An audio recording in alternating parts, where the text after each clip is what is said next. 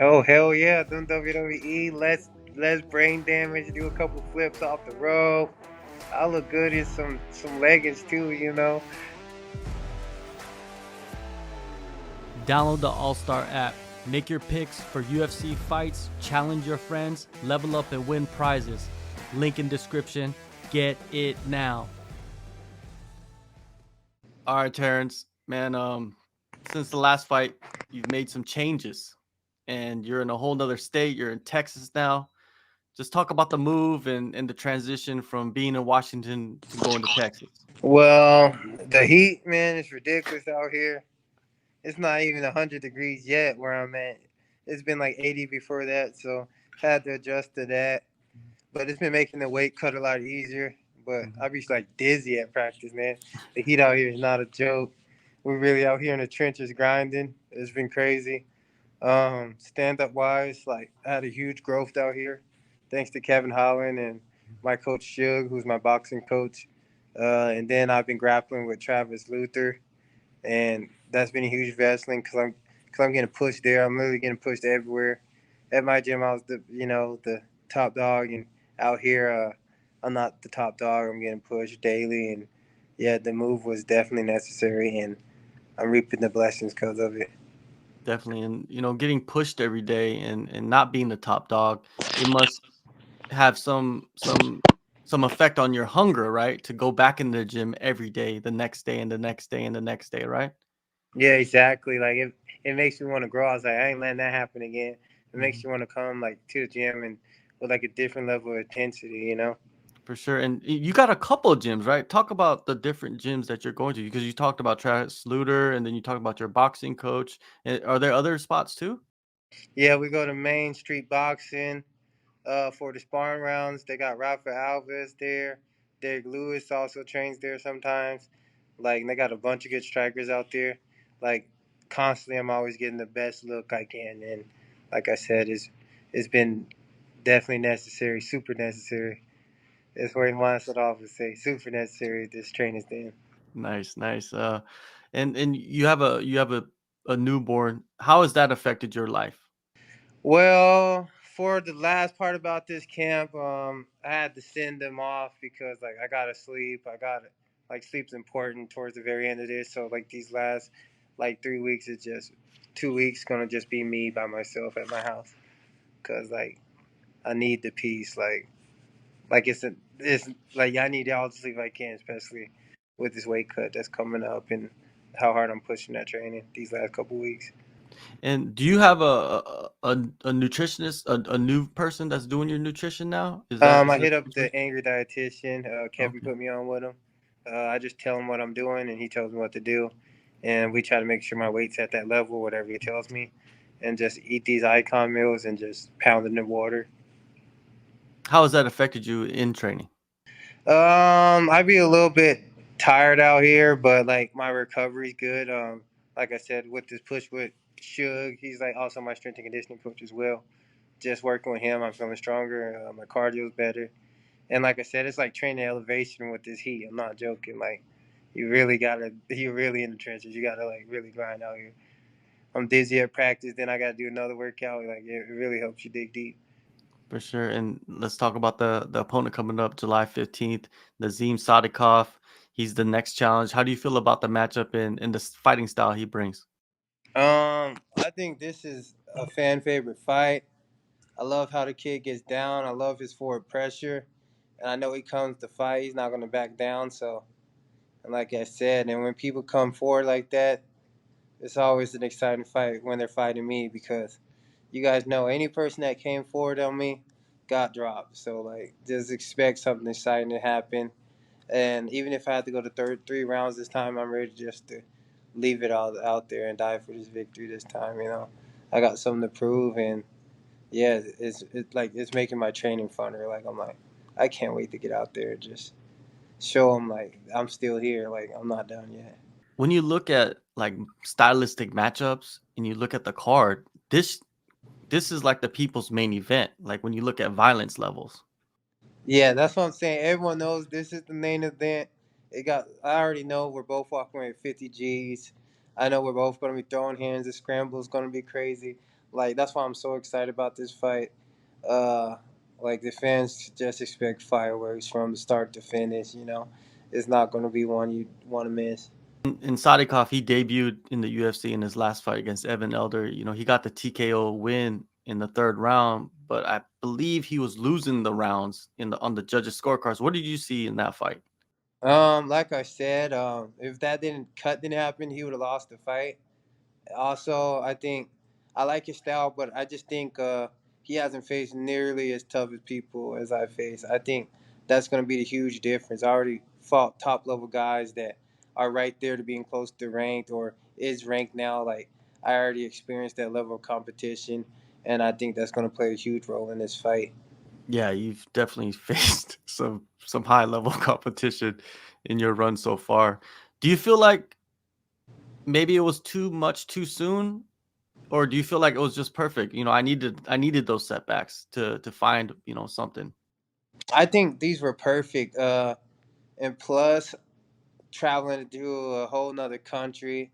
I'm glad I got to experience that because we all know Islam. I'm probably have to fight in Abu Dhabi, so like I just see it as like preparation for the future, because eventually I'm gonna have to go in that home territory and I'm gonna have to try to take the belt from the champion. So I think everything happens for a reason. I think these are all necessary battles I have to face to learn how to be the best version of myself and actually fight like a ranked opponent. Know when to conserve energy, know when to explode, and basically fight like a ranked fighter. And I think that's going to be shown this fight. Yeah, and you're 28 years old. It's not like you're 33. There's a big difference, right? Exactly. Like I got all the time in the world. Mhm. Definitely. And you mentioned, flying across the world to Brazil and in your last fight, and could you give us any insight into like your preparations for that and maybe some obstacles that you faced going to Brazil? Because Brazil, a lot of people when I talk to them, fighters especially after they come back, they always have something like complaint or something like something didn't go right. Yeah, it sucked because I had to like pretty much start my weight cut like, and then hop on a plane like dizzy, like no food pretty much, and like a little bit of water for 20 hours on a plane. It was terrible, and then having to go straight to work out again. Like I would say for me, if I do something like that again, I would like to go 2 weeks earlier. I don't care if I'm not a ranked opponent.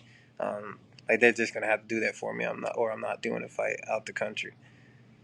I think that's highly important, no matter what. If that's elevation or if that's flying out the country, I think 2 weeks is necessary.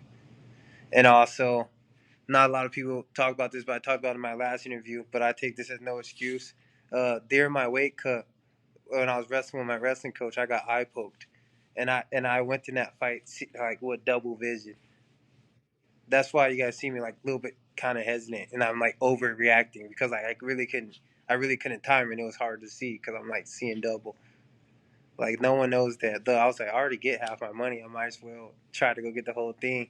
And then after I went out there, I was like, because at first I thought it got better, but once I got in them bright lights, it like activated again. That's why you saw me holding him on the cage for a second. I'm like, damn, this sucks. I was like, what am I about to do? I really can't see that good.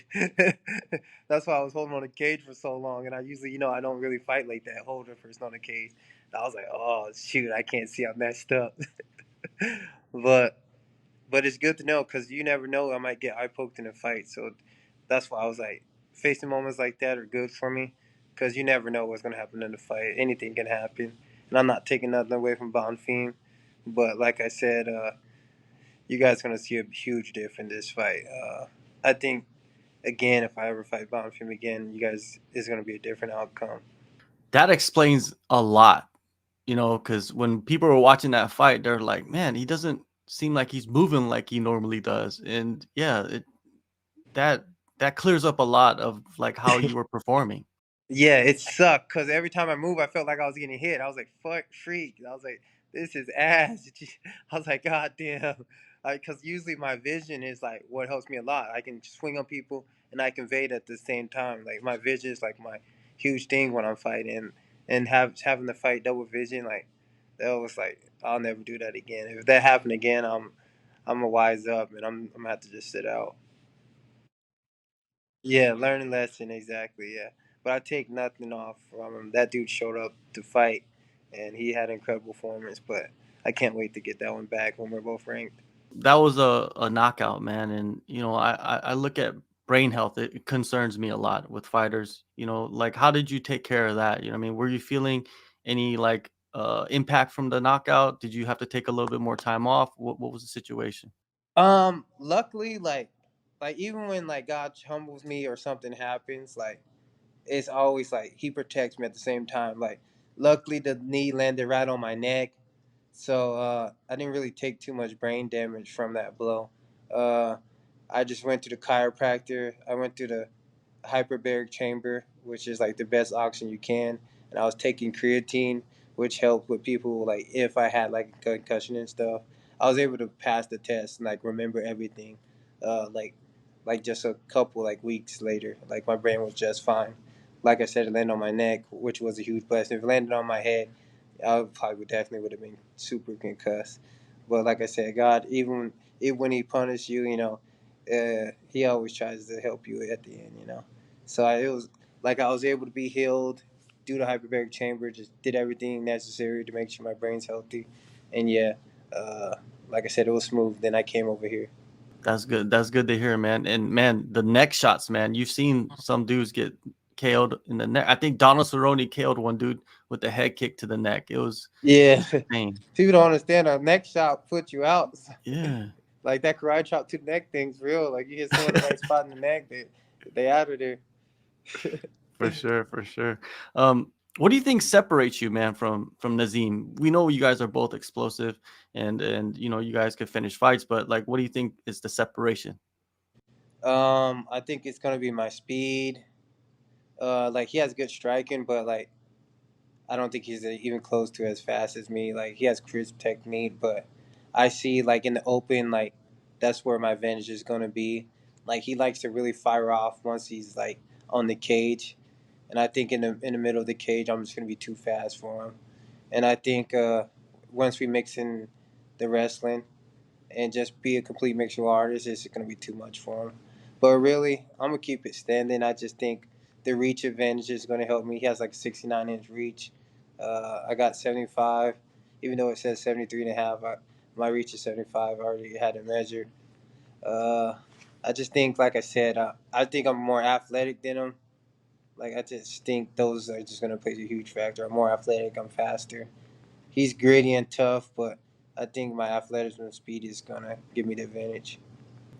And you're in the apex in the small cage, and that could play an advantage for you, right? That Yeah, smaller. everyone knows when I like the small cage. I do way better. Like I love Yeah. the apex cage, even though I really love the fans. But in the apex, I just love the size of the cage right there because like I'm in range at like pretty much all times. Soon as we touch hands.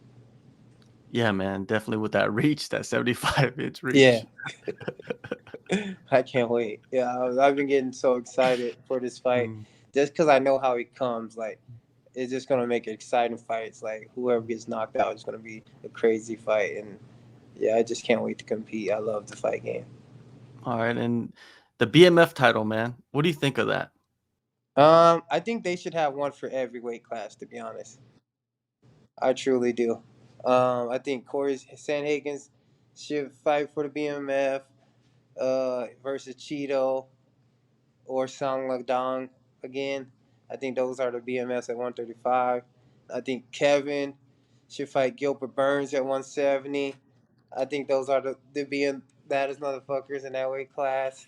And then I would say I want Strickland versus I would have to say Marvin Vittori. That would be a good one for the BMF there. Those guys don't care. They fight anyone, any weight at that. And like I said, yeah, BMF heavyweight class. They all we that'd be super sick. Yeah, I agree, man. I don't understand why they just have one. Just let's put one in every division. Let's have more belts. You know what I mean? Why not? You know what I mean? BMF is it's not a title, but it's a title. You know what I Yeah, mean? exactly. One for every weight class, like Justin Yeah. Gaethje, and then make sense for our weight class for the BMF. And every weight class should have one. Mm. I think it'd be sick. Yeah. And then you could unify it, right? Like Vogel's Yeah, talking about it this week. He's like, why not have the champion, if it lines up, fight the BMF champion? Yes, G. That's what I'm saying. Yeah. Really get things exciting. Have some crazy Mhm. fights. That'd be sick. Yeah. And what do you think of Poirier Gaethje too? Who you got in that one? Um, my heart always wants Gaethje to win. I'm a huge fan. Also, he gave me a pair of honors gloves early in my career when I got to the UFC. So I love Justin Gaethje. I hope he wins. I think he made a lot of adjustments. I think Fiziev is a more dangerous striker than Dustin, and he handled that task very well. So I'm excited to see the fight. But realistically, though, I think Dustin probably gets it done. He's just so gritty, and he knows how to just get the hands flowing. You know what I mean? As soon as he touches you, he know how to like let him rock you a little bit. Like he really knows how to finish. You know, just know you're gonna get it punched 100 times if he rocks you. Yeah, yeah. And as a fan, of the lightweight division, just from a fan's perspective, what do you want to see next for the champion Islam Makhachev? Do you want to see Oliveira rematch, or do you want to see the Volkanovski rematch?